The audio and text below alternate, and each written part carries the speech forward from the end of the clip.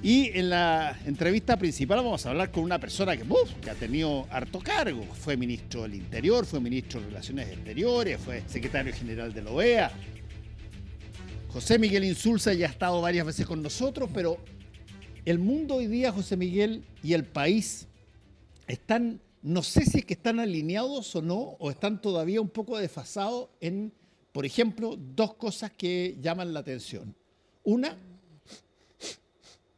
que lo vamos a estar viendo si es que es verdad o no dentro de poco, yo lo he dicho varias veces en Tolerancia Cero, todos los candidatos que aspiran a ser presidentes hacen ciertas cosas hoy día en forma estándar. Una, construyen un enemigo a quien le tiran todos los dardos horribles.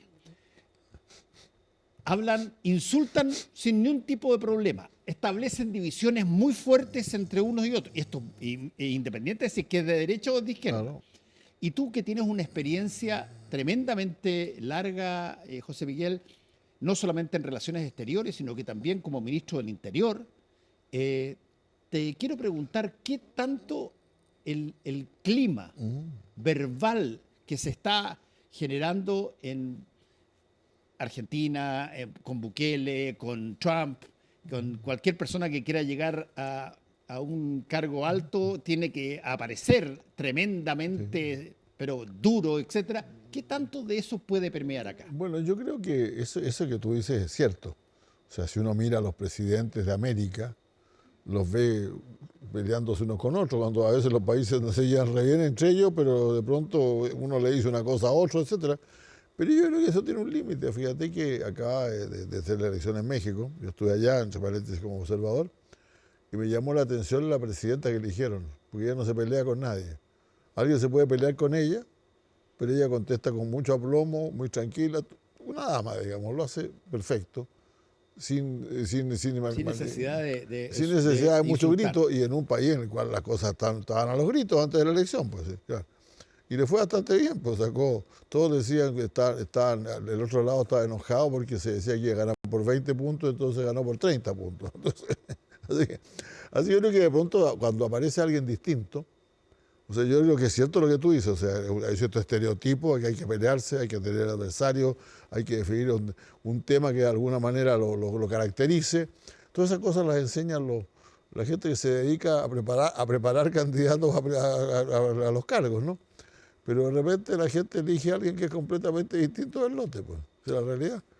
Ahora, la otra variable del momento es, entendiendo de que la gente toma posiciones y que divide entre un sector u otro sector, ¿qué viabilidad, José Miguel, hay hoy día de poder llegar a acuerdos?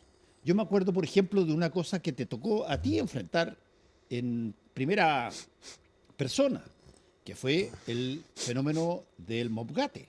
Claro, El Ministerio de Obras Públicas quedó una crema y tú tomaste contacto con en esa época Pablo Longueira, claro, que era presidente fue de la UDI. Presidente después, claro, fue presidente después de la UDI, y tomaron contacto grupos que eran teóricamente totalmente disímiles y llegaron a acuerdos que funcionaron hasta el día de hoy. Y se plegaron los otros, que es lo más notable. Una cosa que ciertamente yo recuerdo de Sebastián Piñera, es que él no estuvo en el momento inicial, cuando Longueira va a ver a Lagos y Lagos me lo manda a mí para que hagamos un grupo de proyectos que vamos a estar todos de acuerdo. Y sin embargo Piñera llegó al día siguiente y dijo que también está de acuerdo. Y la mesa de negociación fue con todo. Con eso ya se juntaron todos, digamos, los demás. Mira, yo creo que es difícil hoy día, pero no imposible, ¿eh? Yo creo que hay algunos temas eso se demostró además en un libro que acaba de sacar Felipe Larraín en la Universidad Católica, con las posiciones de los 4 expresidentes que alcanzó a hacer una entrevista a Piñera, incluso en el centro en que trabaja.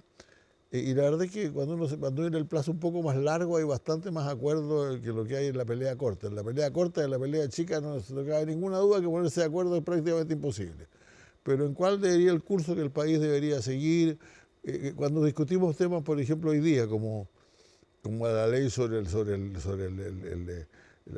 medio ambiente, del Ministerio, hay que preparar el Ministerio de Medio Ambiente para esto de la permisología, ¿no? Sí, la Yo permisión. diría que en general había bastante acuerdo en que el tema fundamental era cómo adelantar los permisos y ese tipo de cosas. Ahora, ahora cuando discutimos los temas presupuestarios también hay una ley para mejorar, para facilitar el cobro de impuestos, etcétera. Y fíjate que la gente, claro, con discusiones, hay algunos que son más partidarios del secreto bancario, o sea, que es como tabú en Chile para alguna gente, otros no tanto, pero en general se puede progresar hacia los acuerdos. Ahora, si se meten los extremos ya es más difícil. Bueno, Y yo creo que hay un centro, hoy día existe necesariamente en Chile un centro izquierda y un centro derecha, esa es la verdad. ahora, ¿qué tanto pesan esos centros de izquierda y centros de derecha? Porque de pronto tú te encuentras, a ver, te lo voy a plantear de la manera histórica en que siempre se plantea esto en los textos, Claro, claro. que citando básicamente esa famosa frase de Napoleón que decía, pero no se te vaya a ocurrir interrumpir al adversario cuando está cometiendo un error. Exacto, Y por lo tanto, es cierto.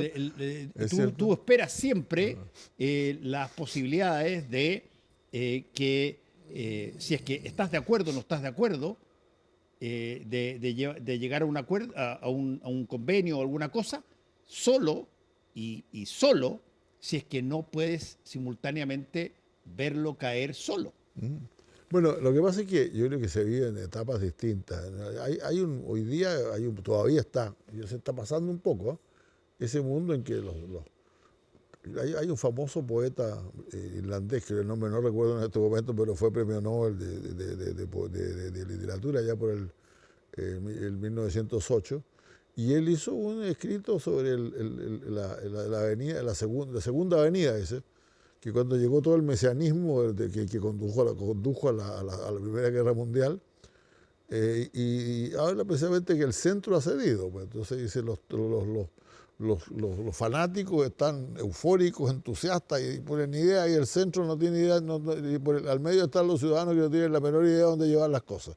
Yo creo que eso nos pasó a nosotros hace algunos años atrás, pero yo creo que estamos retornando un poco a una cierta cordura. Hoy día, por ejemplo, aprobamos unos acuerdos sobre temas internacionales que curiosamente con otros nombres eso tiene bastante que ver con las relaciones con Asia, con el TPP, el famoso TPP, sí, que todo el mundo moría, y como que todo las palabras del TPP estaban traducidas, entonces se llama acuerdo pleno. Ahora, José Miguel, pero para cosas, por ejemplo, que desde el punto de vista de la ciudadanía son particularmente importantes, qué sé yo, un pacto fiscal, una situación que tiene que ver con acuerdos en torno a reforma de pensiones, situaciones que tienen que ver con la seguridad pública.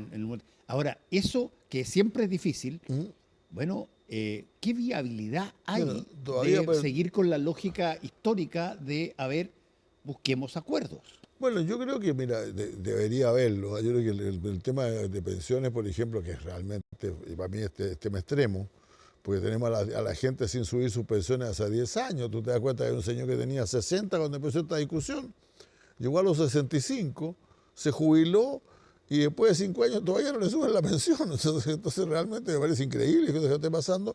Efectivamente todavía priman ciertos ideologismos, entonces si es 4 y 2, 5 y 5, yo digo, mire, ¿por qué no vamos a la sala y votamos a la hora y salga lo que salga? Porque un aumento de pensiones va a salir de ahí, no cabe ninguna duda.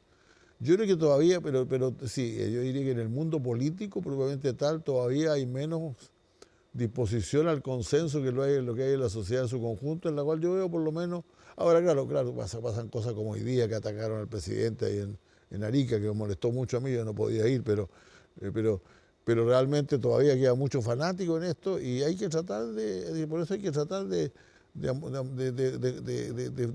juntar al centro. A mí me gustó mucho, el otro día tuvo Felipe González aquí, y dijo, mira, la derecha no me molesta, la extrema derecha sí, pues.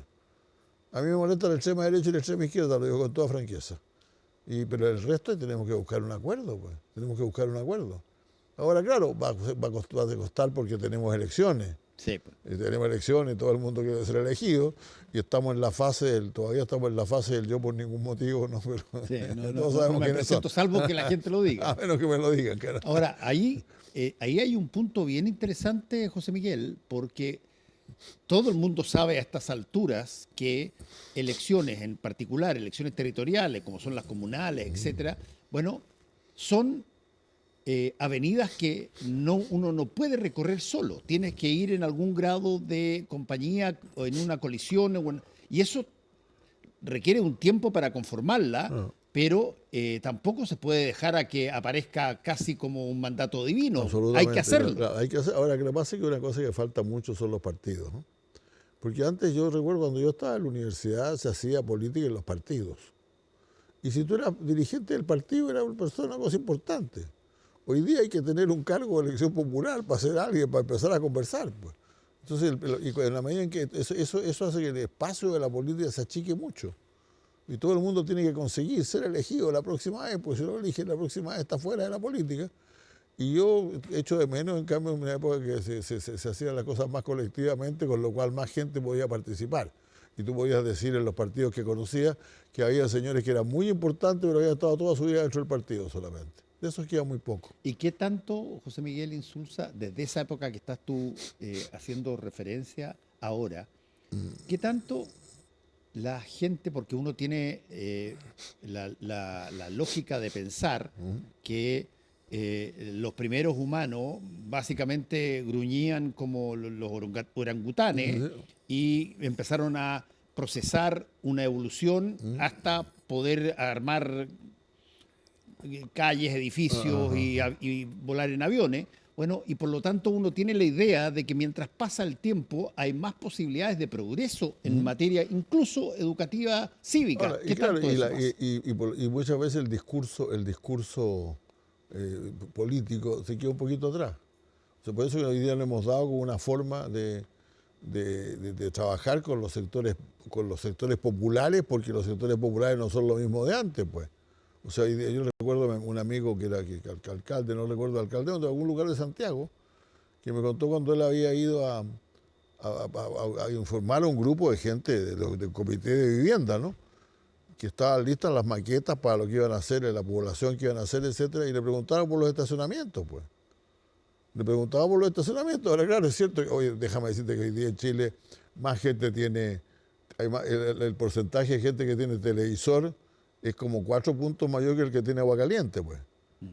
Entonces hay gente que se baña con agua fría, pero sigue teniendo televisor, y nosotros no hemos conseguido todavía acomodar con esa especie de anhelo de clase media, y seguimos haciendo el discurso de la pobreza y todo eso. La gente no quiere hablar de la pobreza, no quiere hablar de la pobreza, quiere hablar de cómo progresa, y cómo progresa y les va mejor a ellos para tener las cosas que la sociedad les está proporcionando. Entonces los discursos de la política a veces son un poquito distintos. Bueno, en mi tiempo uno entrábamos a la política por las tomas de población, las tomas de terreno en las poblaciones. O sea, mis primeras armas en la política yo lo hice en Santa Adriana, que era una toma con lluvia, con todas esas cosas, con hules, la gente arriba de encima de la cabeza, hules que tapaban a las familias de la lluvia. Hoy día eso ya dejó de pasar hace mucho tiempo, y hay gente del mundo de la política que cree que todavía es así, pues. Bueno, ahora tú mencionaste en eso los discursos públicos. El presidente Gabriel Boric acaba de hacer su cuenta pública y introdujo variables que, incluso cuando nosotros le preguntamos en Tolerancia Cero a el ministro de Justicia, si es que él sabía que venía, por ejemplo, un proyecto que tenía que ver con reponer tanto el aborto como la eutanasia, dio la impresión de que el ministro no sabía mucho. Ahora, yo creo que fue muy sincero al decir que en realidad no sabía mucho. Sí. Bueno, ahora, ¿qué te dice ese tipo de mensaje a ti en estos exactos momentos? Mira, yo no sé cómo interpretarlo, ¿no? La verdad es que te lo digo francamente, yo no sé cómo interpretarlo. Yo siempre he sido partidario que la gente haga lo que le parezca. Y si de los que piensan que el tema del aborto es un tema del señor, de la mujer y su médico, y punto. Pero aún así creo que con la ley de aborto que tenemos es lo más que vamos a conseguir durante este gobierno. No creo que vayamos a conseguir más. Probablemente mantener vivo el sentimiento de alguna gente de su sector que el presidente consideró necesario hacerle ese gesto, porque hay gente importante así, no solamente la gente más de izquierda, sino que en el PPD, por ejemplo, hay mucha gente para el cual la eutanasia, Guido Girardi ha sido uno de los grandes promotores de esos temas, ¿no? Pero la verdad es que desde el punto de vista de la búsqueda de acuerdos, creo que no. Más bien Sí. lo que se consiguió con eso fue que la derecha se amontonara para pelearse con el presidente después de un Sí, discurso que había sido fantástico. convengamos una cosa, José Miguel.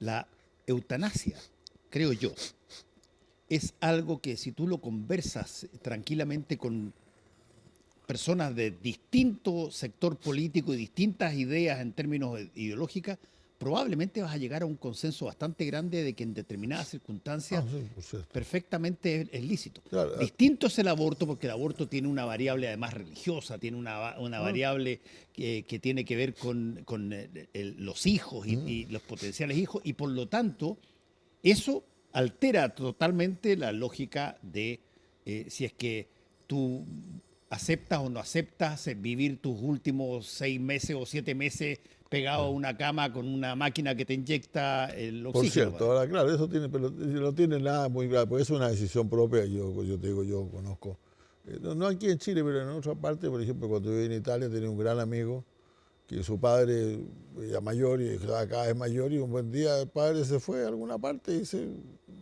murió. Pues. Claro. Y eso se practica, pero el tema del aborto tiene que ver con que es más social, ¿no?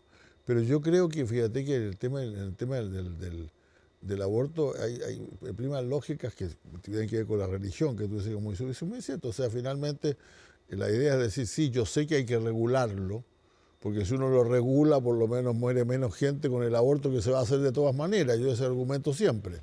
Yo, ¿cómo voy a ser partidario del aborto? Yo no soy partidario del aborto, soy partidario de regular el aborto y otra cosa.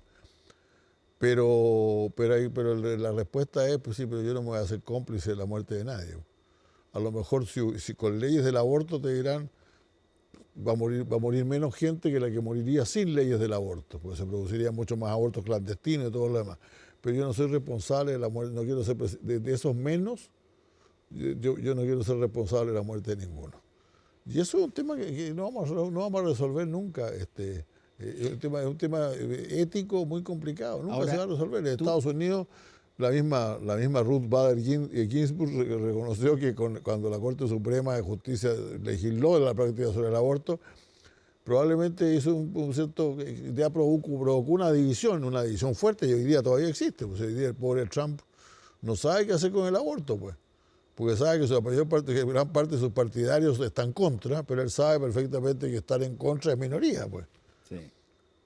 Y esa pelea sigue por muchos años. Ahora, José Miguel, tú fuiste como ministro del Interior, una persona además políticamente muy metido en todo lo que fue la recuperación de la democracia y uno lo que ve hoy día mirando para atrás, con ese sesgo lo quiero decir, mirando para atrás, uno ve que como que tanto los gobiernos que ganaron las elecciones como la oposición de la época permitieron de que se generara una democracia distinta, Claro. moderna, para que no se estuviera siempre añorando Claro. una situación autoritaria. Ahora, claro, parece que, claro, que de pronto a alguien se le ocurrió preguntar, ¿y para qué me sirve a mí esta democracia? Si realmente hay mucha gente que está en esa actitud, o sea, si viene Bueno, de hoy acuerdo. día hay mucha gente Bueno, que están las añora. encuestas, ¿no? Que dicen que incluso eso. realmente ellos entre democracia, entre democracia y progreso, y el progreso con democracia o sin democracia, creen que es más posible el progreso sin democracia, eso los hay. Y es terrible porque yo creo que la democracia es un valor en sí. El problema es que la gente cada vez la vincula más con un logro material.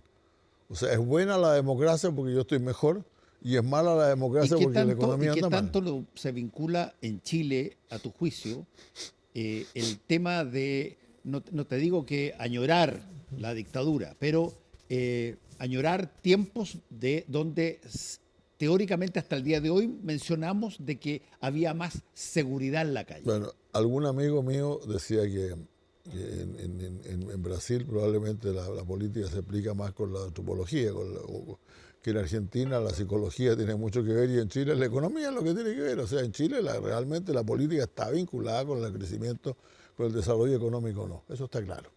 La gente era más feliz hace 20 años atrás porque sentía que tenía más cosas, que tenía posibilidades de tener más cosas. Entonces todos decíamos, no, es que valora la democracia. No, valoraba la democracia porque sentía que la democracia le estaba dando algo, pues. Y cuando piensa que la democracia no le está dando lo que quiere, entonces naturalmente va a preguntar por otro sistema, pues. ¿Y por qué sientes tú que no estamos en las mismas condiciones de poder generar, incluso para todo el país, condiciones económicas mejores? Porque no conseguimos llegar a acuerdos, mira, ahí sí los acuerdos son fundamentales. Cuando la gente, a mí no me gustó nunca, me cayó siempre mal el dicho, lo pasó aquí, pasé aquí una vez, una señora, que amiga mía, que me decía, no son 30 años, son 30 pesos. No son 30 pesos, son 30 años, perdón. Y ella ha sido embajadora durante como 10, pues. Entonces la verdad es que realmente, si tú me preguntas por una cierta caída del centro, esa lo fue. O sea, yo creo francamente que es cierto, que al presidente Lagos le gustaba decir, las instituciones funcionan, es cierto. Y las instituciones chilenas son fuertes, sí. Pero alguien dijo también alguna vez, creo que fue Popper incluso, el que dijo que las instituciones son fuertes cuando la tripulación es fuerte, pues, y las defiende. Y aquí todos partieron a esconderse. Aquí todos partimos. No quiero ser. Partimos todos a escondernos, pues yo creo que haberme escondido menos que otros. Pero de pronto todo lo que habían dicho que era bueno hacía 10 años, de repente pasó a ser malo y salieron hasta con banderas a la calle, pues. Tú dices por las críticas que hubo a la concertación. Por cierto que sí, pues yo creo que no se supo defender. Oye, yo creo que hicimos grandes cosas por este país durante 20 años y no fuimos capaces de defenderlo. Y esa es una carga que va a tener, mi mundo político va a tener esa carga encima. Bueno, eso que estás diciendo me parece súper importante y te hago la última pregunta. ¿Qué tanto sientes tú que la percepción etaria entre distintos chilenos, o incluso chilenos que forman parte de un mundo más bien progresista, está marcado por esta diferencia de edad entre los gobernantes y los que fueron políticos históricos? Absolutamente. O sea, los políticos históricos, como yo decía antes, vieron para ellos el problema de Chile era la pobreza. O sea, tú lees los discursos de Salvador Allende, Eduardo Frei, da lo mismo. Y son discursos fundamentalmente centrados en el tema de la pobreza. La política de los años 80 es de una generación que no conoció la pobreza en la magnitud en que la conocimos nosotros, pues. Por cierto, pobres quedaban, pues 10% no deja de ser, 10% son como más de 1,5 millones de personas, ¿no? Pero el fenómeno de la sociedad era mucho más la desigualdad y mucho menos la pobreza. Y sin embargo, ellos como que asumieron, son los hijos del bienestar que se creó en los años 80 y 90. No, pero 90 y 10, digamos. Sí. La última pregunta, ahora sí. Es una pregunta que para todos los efectos prácticos puede ser lo que se denomina en psicología social un contrafactual, algo que eventualmente nunca puede pasar, pero que uno lo coloca como posibilidad. Así es. Te pongo un contrafactual. Si el presidente de la República te pidiera consejo para algo en particular que tiene que ver con el gobierno de Chile en estos momentos y con la situación política que tenemos hoy día, ¿qué recomendarías tú? Yo le diría que yo creo que cuando la gente lee libros de historia, le dicen qué hizo cada gobierno, no le dice cuántas veces se peleó con la oposición. Sino que le dice, mire, sus realizaciones materiales fueran estas. Y algunas materiales con edificios incluso, ¿no? Pero otras, qué sé yo, la reforma educacional, la reforma de la salud, etcétera. Lo que se recuerda a los presidentes por eso. No por la cantidad de veces que se pelearon con la oposición. Esa es la petite histoire, la pelea con la oposición. La historia real es cuáles fueron las realizaciones de su gobierno.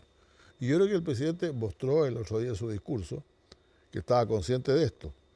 Pero al final yo no habría, francamente, si me preguntas a mí, yo no habría hecho el anuncio de cosas que iban a dividir, habría hecho el anuncio de las cosas que iban a unir. Y algunas cosas para unir pueden existir.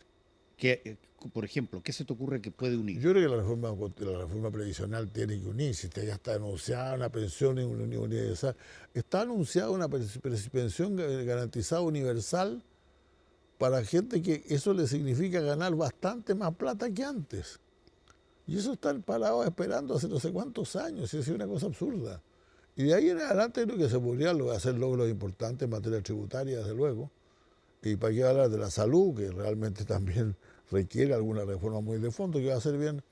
Ahora, esa es una reforma que va a ser, que sería bien dramática, bien complicada, porque yo creo que fatalmente un país que se desarrolle, estoy hablando de un país que se desarrolla armoniosamente, no estoy hablando de ningún país que hay ninguna revolución, que se desarrolle armoniosamente, va a llegar a un sistema universal de salud. Y todas esas cosas yo creo que unen más que lo que cuando uno las conversa, así como con los amigos, y con los amigos está de derecha, sentado en una silla, la gente tiende a encontrar más acuerdos, se tiende a encontrar más acuerdos. Yo exploraría esos acuerdos hasta que fuera, hasta cuando fuera posible. José Miguel Insulza, muchas gracias por haber estado una Muchas vez más con gracias, nosotros. muchas Que te vaya gracias. muy bien. Gracias.